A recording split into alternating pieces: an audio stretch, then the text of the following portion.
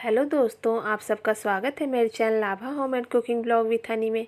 कैसे हैं आप लोग। मैं आशा करती हूँ कि आप सब लोग कुशल मंगल होंगे, खुशहाल होंगे। और आप सब लोगों को नवरात्रि की ढेर सारी शुभकामनाएं। और यहाँ पर मैं नवरात्रि पूजन के लिए पूजा का कुछ सामान लेने दुकान जा रही हूँ। तो बस अभी यहाँ पर सड़कों पर ज़्यादा भीड़ भाड़ नहीं है और गाड़ियाँ वगैरह भी अभी काफ़ी कम चल रही हैं। और हर साल तो लोगों में पूजा जब आती थी तो बहुत उल्लास होता था, पर इस बार कोरोना की वजह से ये सारा उल्लास लोगों के मन से गायब हो चुका है और सड़कों पर भी काफ़ी कम चहल पहल देखने को मिल रही है। तो जो पूजा की दुकान थी वो हमारे घर से थोड़ी ज़्यादा दूरी पर थी, तो हमें जाने में थोड़ा वक्त लग गया। तो ये देखिए, सड़कों पर काफ़ी सड़कें खाली खाली नज़र आ रही हैं। लेकिन हर साल जब ये पूजा का अवसर आता था तो सड़कों पर काफ़ी चहल पहल होती थी, लोगों में उल्लास होता था। तो बस अब मैं थोड़ी दूर में पूजा की दुकान पर पहुंचने ही वाली हूँ। तो बस अब मैं यहाँ पर पूजा की दुकान पर आ गई हूँ और सबसे पहले मैं माता रानी के लिए चुनरी सिलेक्ट कर रही हूँ।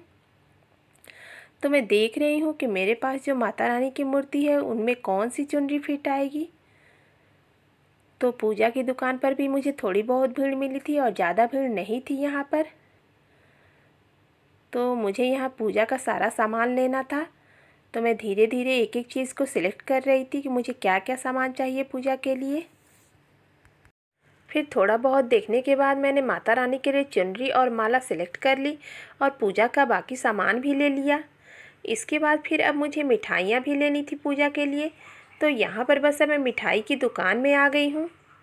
तो यहाँ पर भी मुझे बहुत ज़्यादा भीड़ नहीं दिखी और हर साल की तरह जैसे लोगों में पूजा के लिए एक उल्लास होता था तो वो सब चीज़ मुझे गायब दिखी। और मिठाई की दुकान पर भी थोड़े ही लोग मिठाइयाँ खरीद रहे थे। तो यहाँ पर मिठाइयों की बहुत सारी वैरायटी मौजूद थी, तो मुझे पूजा के लिए बस पेड़े लेने थे। तो बस मैंने उसे सेलेक्ट कर लिया और बस मैंने अब पेड़ा भी ले लिया है। तो अब मैं यहाँ दुकान से बाहर निकल रही हूँ। तो ये देखिए अब आप लोग बाहर का ये नज़ारा। और अब ये देखिए शाम को यहाँ कितनी भीड़ नज़र आ रही है। ये दुकान के बाहर की सारी तस्वीरें हैं। तो अब थोड़े लोग ख़रीदारी के लिए निकल गए हैं और थोड़ी बहुत अब भीड़ भाड़ दिखाई दे रही है। यहाँ लोग फल भी खरीद रहे हैं यहाँ पर, और यहाँ माला वगैरह भी खरीद रहे हैं पूजा के लिए, जो फूलों की माला है।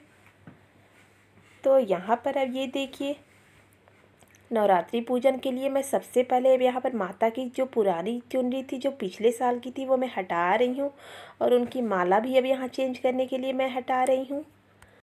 तो मैंने यहाँ पर पूजा की सारी तैयारी कर ली है। और अब यहाँ पर ये देखिए, ये लाल चुनरी यही मैं माता रानी के लिए ख़रीद कर लाई हूँ। तो बस अब मैं इस चुनरी को माता रानी की मूर्ति के ऊपर लगा रही हूँ और इसके बाद अब मैं माला को भी इनकी मूर्ति के ऊपर लगा दूँगी। तो मैंने बहुत ही अच्छी तरह से अपनी माता रानी को तैयार कर दिया है। और मैंने यहाँ पर पूजा की सारी सामग्री इकट्ठा कर ली है। तो ये देखिए, अब मैं माता रानी को माला पहना रही हूँ।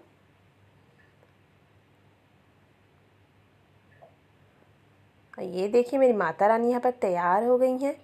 अब मैं यहाँ पर माता रानी की मूर्ति को टीका लगा रही हूँ।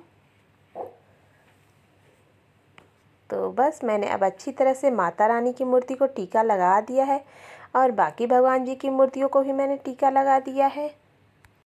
और जब हम लोग किसी त्यौहार पर ऐसे पूजा पाठ करते हैं तो हमारे मन की एक खुशी ही अलग होती है, जिसे शब्दों में बयान नहीं किया जा सकता। तो इस बार ये अष्टमी और नवमी दोनों एक ही दिन पड़ी है, तो मैं इसी दिन ये पूजा कर रही हूँ। और मेरा आज फास्ट है और मेरे हस्बैंड ने भी फास्ट रखा है। तो मुझे आज ये नवमी की पूजा करने में बहुत खुशी हो रही है। और कुछ दिन पहले मेरी सासू माँ बीमार हो गई थी और मैं उन्हें देखने भी नहीं जा पाई थी, क्योंकि हमारे घर से ये उनके घर की दूरी बहुत ही ज़्यादा है।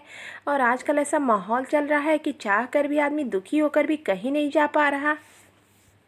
और मैं अभी जहाँ पर रहती हूँ वहाँ से मेरा ससुराल और मायका काफ़ी दूर है, तो मैं चाह कर भी वहाँ जल्दी नहीं जा पाती हूँ। तो अब तो सासू माँ थोड़ी ठीक है और मैं माता रानी से दुआ करती हूँ कि वो बहुत ही जल्दी पूरी तरह से स्वस्थ हो जाएं। और साथ ही साथ मैं आप लोगों के भी स्वस्थ, सुंदर और खुशहाल जीवन की कामना करती हूँ। और 2020 का ये वर्ष तो हमारे लिए इतना अच्छा नहीं रहा, और अब ये 2020 का वर्ष थोड़े दिनों में तो जाने ही वाला है। तो इस साल के जो बचे हुए दिन हैं और 2021 का वर्ष आप लोगों के जीवन में खुशहाली, सुख, समृद्धि लेकर आए, मैं माता रानी से बस यही कामना करती हूँ। तो यहाँ पर मैं दीपक में घी डाल रही हूँ। इसके बाद अब मैंने जो हवन सामग्री रखी है उसमें भी मैं घी डाल रही हूँ। तो हवन सामग्री में घी डालकर मैं अच्छी तरह से इसे मिक्स करूँगी। तो हवन सामग्री में घी वगैरह डालकर फिर मैंने उसे अच्छी तरह से मिक्स कर दिया है। और यहाँ पर मैंने 2 तरह की हवन सामग्री ली है। अब मैं यहाँ पर दीपक जला रही हूँ। तो यहाँ पर मैंने अच्छी तरह से धूप बत्ती वगैरह जला दी है, प्रसाद वगैरह लगा दिया है और दीपक भी जला दिया है। और ये देखिए, अब ये माता रानी का सारा श्रृंगार हो चुका है।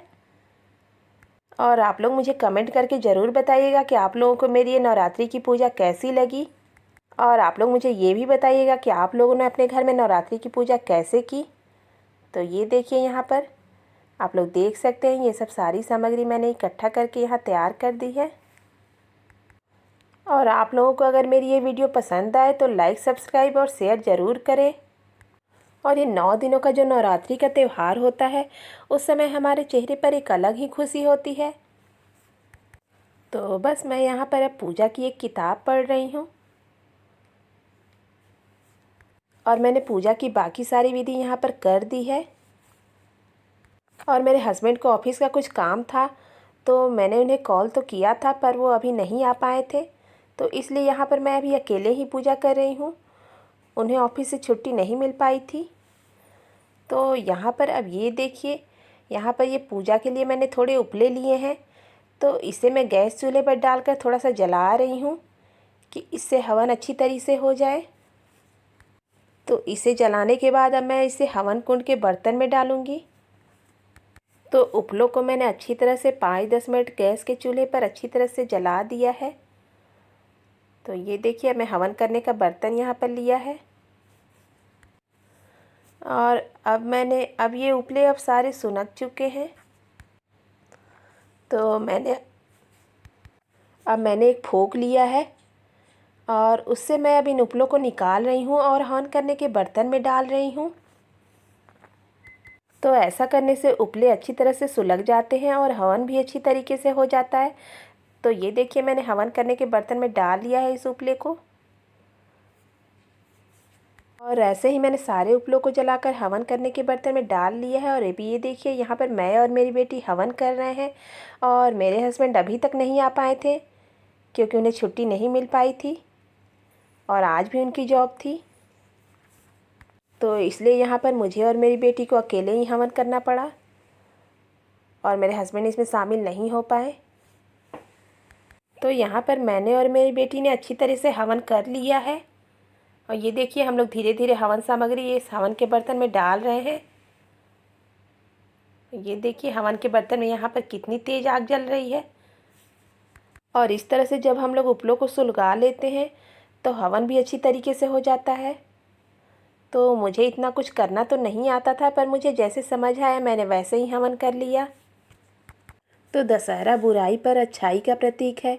तो मैं ये माता रानी से कामना करती हूँ कि कोरोना जैसी राक्षस रूपी बीमारी भी इस आग में जलकर ख़त्म हो जाए और लोगों के जीवन में जल्दी ही नया सवेरा आए, जो कोरोना से मुक्त जीवन हो। तो यहाँ पर मैं सारे घर में कपूर का धुआं कर रही हूँ। तो ये देखिए, मैंने कपूर के धुएं को अच्छी तरह से सारे कमरों में घुमा दिया है। और अब मैं यहाँ पर आरती कर रही हूँ।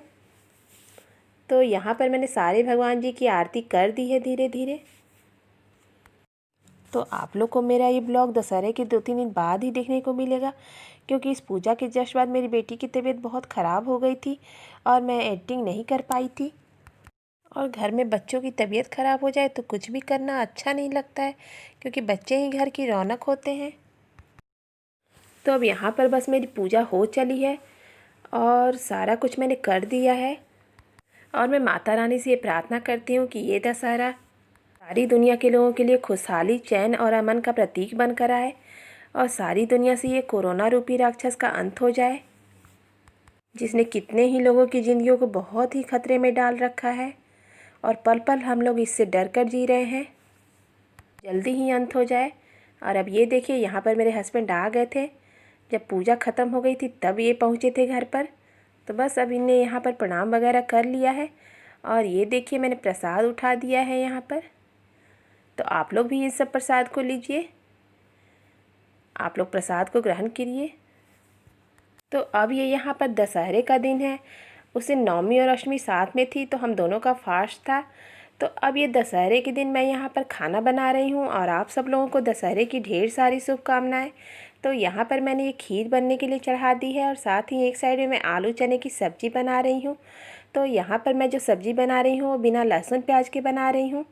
तो मैंने सबसे पहले आलू काट लिए हैं और थोड़े से चने मैंने अंकुरित करके रखे हैं।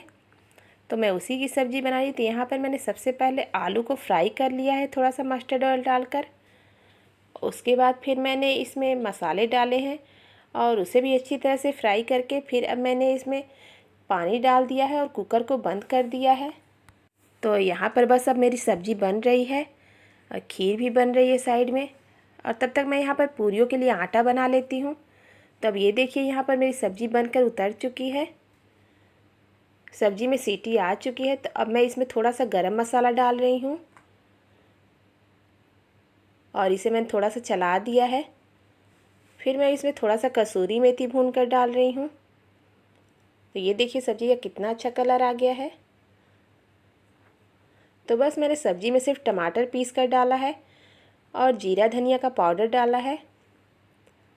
तो ये देखिए, सब्ज़ी कितना अच्छा कलर आया है।